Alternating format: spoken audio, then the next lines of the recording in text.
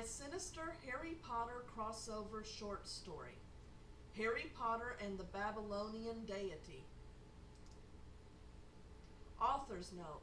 I forgot to mention that you should keep track of the time period I mentioned at the beginning of the chapter, as this story jumps back and forth in time. Chapter 1 took place in 1998. Chapter 2 is taking place in 1987. Chapter 2. The Foundling on the Doorstep. Year 1987. "Oh, please, Duddums," Petunia Dursley cried as her fat year-old son threw himself on the ground and screamed. His face was turning a bright red, and his wails could be heard at the end of the block. Petunia could feel 100 unseen eyes peering out of the windows of the other houses, judging her and branding her as a bad mother. There was a pair of eyes watching her, belonging to a cat that was perched on top of the neighbor's fence. Its eyes were outlined in silvery gray, giving it the appearance that it wore spectacles. It looked at the child throwing a tantrum and the coddling mother in disgust. Petunia was too busy trying to calm her son down to notice the cat, or otherwise she would have shooed it off. They were filthy creatures, cats, and cleanliness was even more important now that she had her little Diddykins to worry about. "Diddy, diddy, duddy, poo," Petunia cooed. "If you come inside, Mommy will give you a treat." The promise of food always pacified her son, which was how he came to look like a little beach ball at a year old. However, ever since they had moved into the new house, Dudley had seemed inconsolable. Petunia was at her wit's end on what to do about it. She looked up at the house and sighed. This was supposed to be the start of a better life. Vernon had reached a point in his career where he was able to buy a home in the right type of neighborhood. It was a vast improvement over the apartment they had lived in before, which had been filled with odious people and whose hallways always smelled like spoiling cabbage. To make matters worse, they had found out after moving in that the reason why the landlord had offered them the spacious apartment at a reduced rent was because the last family that had lived there had been murdered, and their 7-year-old daughter had gone missing. Petunia, a new mother, had not been able to rest easy in that apartment, always fearing that every sound was the murderer returning to get her little Dudley poo. When Vernon called at lunch to tell her he had invited a client to dinner on Tuesday, he could hear his son screaming in the background. "Our boy has a fine pair of lungs on him," Vernon Dursley smiled with pride as he took a bite out of his crumpet. "Mark my words, Petunia, he will be someone the world will listen to." Petunia, on her end, rubbed her head, trying to ward off a headache. She wasn't enjoying her son's good lungs at the moment. "Oh, Vernon," she cried in distress, "I don't know what to do about him. I'm beginning to worry that he is ill." Vernon snorted. "Ill? Don't be silly. He is the healthiest boy I have ever seen. I haven't seen any indication that his appetite has been affected or that he's losing weight. He can't possibly be ill. He's a Dursley after all. Why don't you call Marge? I'm sure she can give you good advice." "What does she know about children?" Petunia sighed in exhaustion. "She doesn't have any."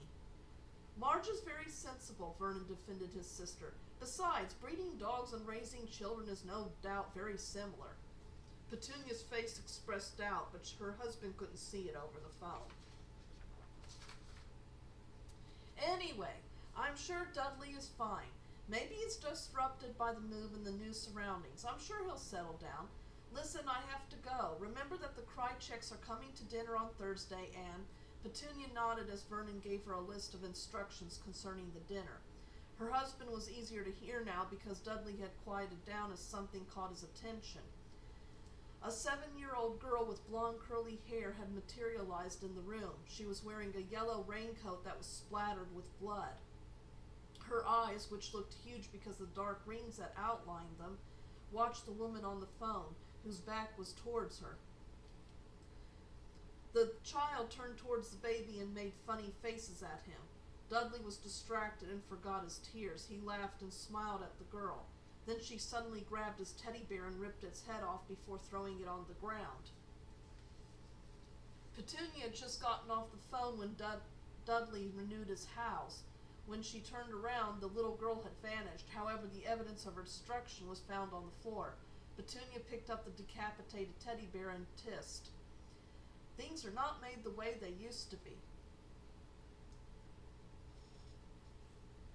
It was midnight, fittingly what they called the witching hour. Peace reigned in the neighborhood. All the houses' windows were dark. No light from an insomniac's television flickered in even one. Even the crickets had ceased their music. The street lamps stood as sentries, casting their bright light to ward off the evil things that hid in the darkness beyond.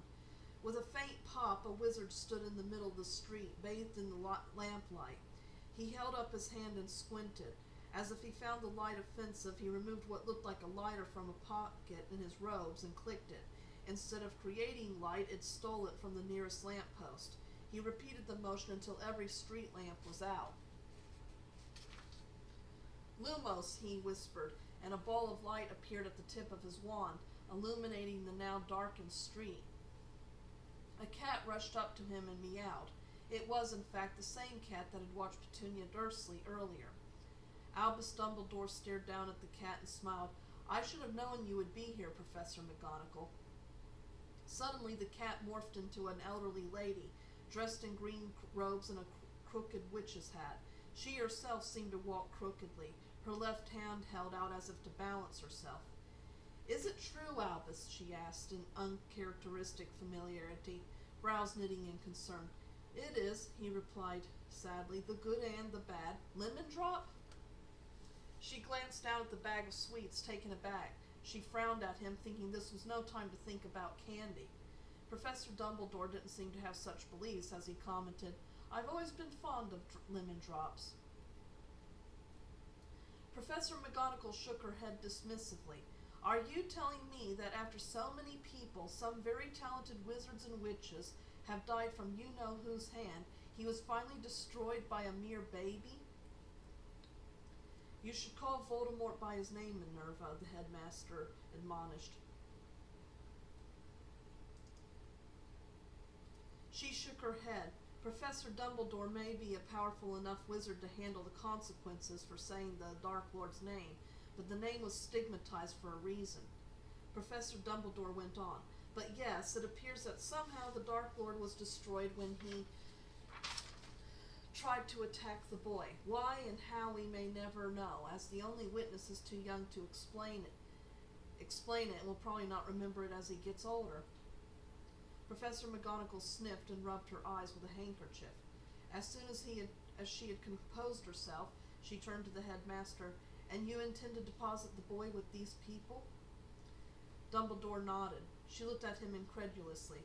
"Albus, you can't. I've been watching these people all day. They are the worst type of muggles imaginable. They really are." "The only family he has," Dumbledore finished. The woman sputtered. "It could be dangerous. Imagine how much power this child must have if he could defend himself against the Dark Lord. What if something happens, as it probably will? You know children can't control their powers. These people are poorly equipped to handle such a thing. The Ministry of Magic will be aware if anything happens and will take care of it. The Ministry was not very effective against the Death Eaters, which, may I remind you, are still out there even if their leader is dead. We can be certain that the likes of Bellatrix Lestrange will hunt this child down, which is why he must be placed here with his blood relatives," Dumbledore explained. "A protective spell will be placed here that will keep him safe from all those who wish to harm him, until the time comes when he is ready to return to our world." Professor McGonagall was quiet for a moment, full of misgivings. Finally she said, "Albus, are you acquainted with Lily Potter's sister?" "No, not directly. I received a letter from her as a child," he replied, eyes becoming glassy as he remembered the incident. "She had wanted to come to Hogwarts too, but she wasn't gifted like her sister was." "I fear," Minerva McGonagall licked her lips while she paused to consider her words, "I fear what will happen to the boy in their care. Albus, you more than anybody should know the dangers a magical child can face in this world, the worst being from their own non-magical relatives. How many cases have we heard of over the years of children being harmed because they are believed to be demon-possessed? I don't like these people." It was Dumbledore's turn to be quiet as he considered her words. Yes, what she said was true. Still, he could not imagine that Petunia Dursley would harm her nephew. He knew she was not close to her sister Lily, but as children they had been inseparable despite the differences in age. Though Petunia had been jealous of Lily's powers, he got the idea more that she had wanted to come to Hogwarts because she hadn't wanted to be separated from her sister. Her resentment came more from feeling abandoned and left out than from her desire to be a witch. The only problem he could see was that Petunia would probably not be willing to allow Harry to go to Hogwarts when the time came, although there really wasn't much she could do about it to stop him. There are probably thousands of wizards who would be honored to raise this child, Professor McGonagall continued. I would raise him. Exactly, Dumbledore broke in. That is the problem, you see. If he stays in our world, his head will be turned by all that attention. It is better that he's erased away from all that until he's ready. These people not recognize him as something special may work to his benefit. Professor McGonagall's thin lips became even thinner until they threatened to disappear. She did not agree, but she could not think of any more arguments to sway Dumbledore's mind. Where is the boy now? She asked. He was taken to St. Mungle's to be examined to see if he sustained any injuries, and then I sent Hagrid to fetch him to bring him here. Professor McGonagall looked at the headmaster skeptically. You sent Hagrid? Do you think that is wise? I trust Hagrid with my life. The woman sighed, shaking her head slightly. She will never understand this man, no matter how long she works with him. She respected him, considered him a dear friend. Most of the time she considered him a brilliant and talented wizard. She usually trusted his wisdom and judgment in most things. The only problem was with brilliant and talented people was that when they did make mistakes, they tended to make big ones, and she felt that Dumbledore was committing a very big mistake now in placing Harry Potter with his relatives. Dumbledore, despite what many people in their world thought, wasn't perfect and all-knowing. He had made some grave errors in judgment in the past, particularly when it came to Tom Riddle. A roaring sound interrupted her thoughts. Dumbledore and McGonagall looked up at the sky to see a headlight heading towards them. It was Hagrid, whose huge frame was riding a three-wheeled motorcycle that was a bit too small for him. The bike groaned as it impacted the ground. Professor McGonagall winced and looked worriedly at the darkened windows of the houses, expecting the inhabitants to be woken up by the noise. Good evening, Professor Dumbledore. Professor McGonagall, Hagrid greeted him as he pulled off his goggles, revealing a sooty face. Everything all right, Hagrid? Dumbledore asked. Yet the little tot fell asleep as we were flying over Bristol. Hagrid reached into a bag that was slung over his shoulder, drawing out a small bundle wrapped in a blanket. Try not to wake him. Dumbledore took the child. Professor McGonagall frowned, realizing that it was now 1 o'clock in the morning. Shouldn't we wait to deliver the child in the morning, Albus? Surely one night will not make a difference. I don't think these people will appreciate being woken up at this hour to receive the news. Dumbledore shook his head. I've written a letter explaining everything. I think it is better this way. Hagrid's eyes began to water, and he started to sniffle. Now, Hagrid, Dumbledore turned to him. It isn't goodbye, after all. Hagrid nodded and gulped, trying to be put on a brave face. Dumbledore leaned down and placed the baby on the welcome mat. He then tucked the letter inside the blanket. McGonagall stared at him in disbelief. You aren't seriously going to leave him on the doorstep? Dumbledore turned to her, looking surprised. Why, yes, that is the plan. Professor McGonagall sputtered. You can't, Albus. It will be at least 5 hours before those people wake up. If you insist on leaving him now, at least ring the doorbell and wake them up. He'll catch his death out here. It isn't a particularly cold night, and he is bundled up, Dumbledore replied. He'll be fine. What if some stranger takes him, or a dog comes along and mauls him? Oh, that won't happen, Professor McGonagall, Hagrid spoke up. Dogs don't attack without a reason, and there's no reason for them to attack a baby. Why, they would be more likely to adopt him as one of their own. Professor McGonagall looked at the half-giant doubtfully, frankly not at all comforted by the idea of Harry Potter being raised by dogs, even though dogs would probably be an improvement over his own family. Hagrid, though, was in the habit of believing many dangerous creatures that lived in their world had soft, cuddly cores that just wanted to love people.